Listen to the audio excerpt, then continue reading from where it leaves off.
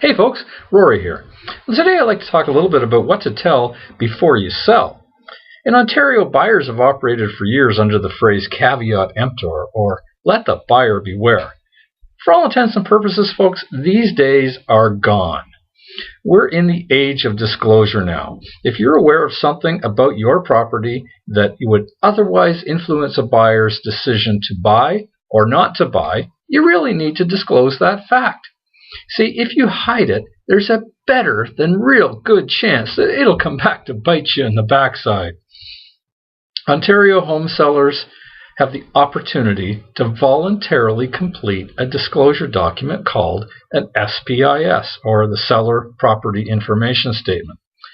The seller responds yes, no, or unknown, not applicable, to a series of questions regarding everything that you know about your property to be true. As a buyer, they can request that the seller provide a SPIS, even if one is not voluntarily offered. Properly filling out the seller disclosure statement will protect both parties from future liabilities, particularly if the seller discloses a known defect and the buyer accepts that defect and proceeds with the deal.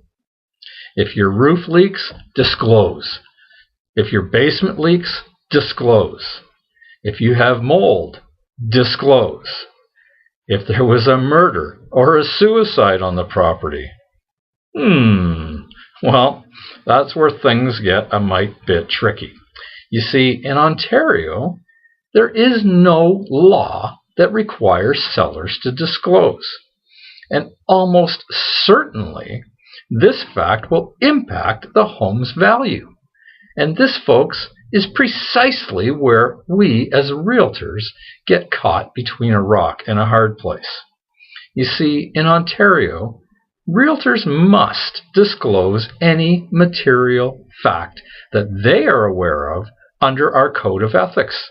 And clearly, a murder or a suicide is a material fact.